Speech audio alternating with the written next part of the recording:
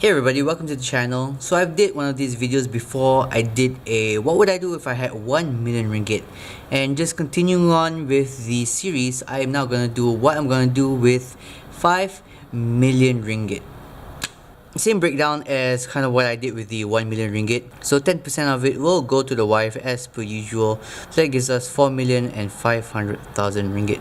Next, what I'm going to do is that I'm going to open up a unit trust fund account. In Malaysia, one very common one is something called ASB. So ASB gives an 8% per annum on average. Sometimes it's 7, sometimes 7.5, sometimes it's 8.5. But on average, you're going to get an 8% return per annum. And they have a limit to how much you can put in. You can put in 450,000 ringgit. So why 8%? 8% has a nice little mathematical formula, which is that at 8% per annum return, in the next 30 years, you are going to get N, which is this, times 10.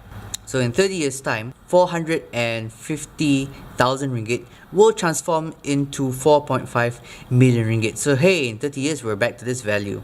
So it's just gives me a great idea of actually what I need to do, which is that I need to survive for the next 30 years on whatever balance I have to access this 4.5 million ringgit. Now, just for the sake of making everything easy to count, let's just round this off to 500,000. In the end of the day, I will have here 4 million. So I have my wife settled with this 500,000. She can do whatever she wants, but I would highly suggest for her to put it in a unit trust fund or a savings account so that she can use it when she's a bit older, when she wants to retire. And then I've put in almost 500,000 of my own money into a unit trust fund account for my near future.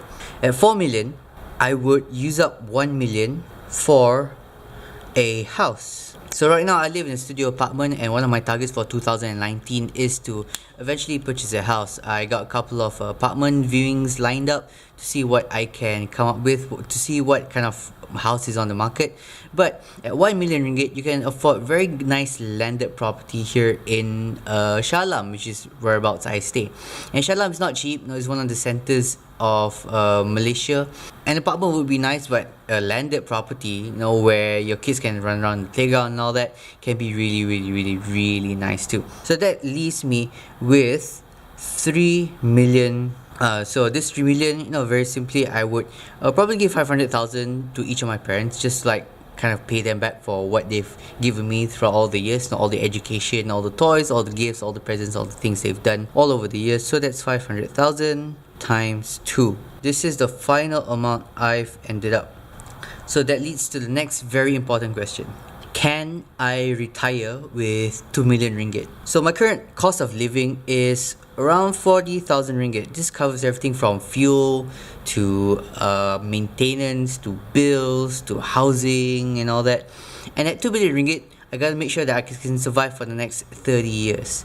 So in 30 years, 2 million ringgit can get me 666,000 ringgit per annum. So this pretty much does give a bit of a surplus when it comes to my living expenses. Now we gotta take into consideration that I'm no longer paying for my house. I'm no longer saving up money. So actually this value has now actually gone up. So this is more about my daily living costs, and I'm not using this money anymore for paying for things like my rental and all that. So at 66,000 ringgit, what can I expect to do? Well, for number one, so my daily living cost is covered. This very much changes over time due to something called inflation at about, 3-4% per year inflation, depending on where you stay in Malaysia. But pretty much 66,000 can pretty much carry me all the way almost towards the end of that 30-year gap. I would like to upgrade my car a little bit.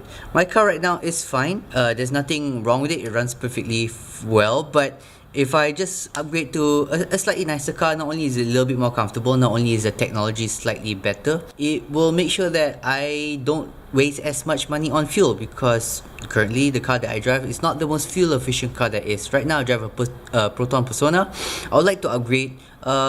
Some people think it's going to be a small upgrade, but it is to me a decent enough upgrade, and it's going to be perfectly fine.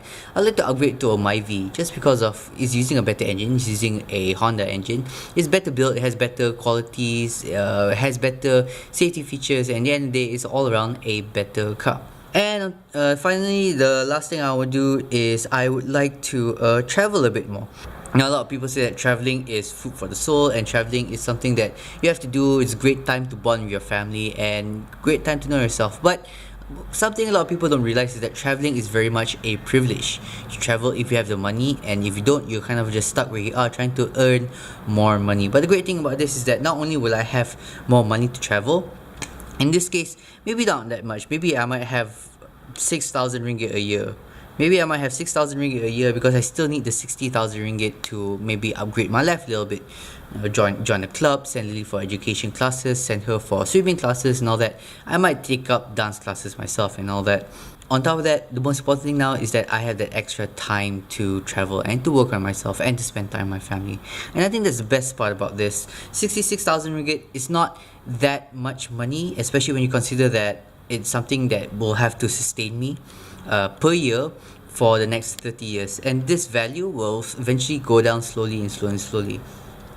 Which is why that even though, yes, you can technically retire at that age, ultimately, the answer is gonna be not yet. And the reason for that is that I would like probably another 10 years under my belt of working. This will give me, number one, some more experience. This will give me more context, and this will give me more knowledge. And even though I'm not going to be working a regular job anymore, I would still like to continue on doing what I do, which is my part-time job, which is my emceeing, my beatboxing, my content creation. See, because working is not just about making money. Working is about, if you find the right job and you're happy with it, working is something that can add value to your life. So I would like to maybe go at it for another 10 years so that I know that at least I'll have a little bit more money to maybe push up that 66,000 ringgit a month. The only difference is I wouldn't stress about money as much, which is I think the best thing about money. Money doesn't bring you happiness, but it can also help you reduce stress if you use it the right way. If you use money to reduce stress, it can bring you happiness. But if you use money in the wrong way and then you use it to buy more stuff, and all this extra stuff gives you more stress in life, then at the end of the day, it's really the root of all evil. Alright guys, thank you very much. Now, I was initially planning to do 1 million, 5 million, and then 10 million. But I can see that these kind of videos are getting a little bit boring. You know, it's pretty much going to be a repetition of the same thing over and over again. So I'm just going to end this here and shoot another video. And let's see if you guys like that one instead. Thanks guys, and keep it real.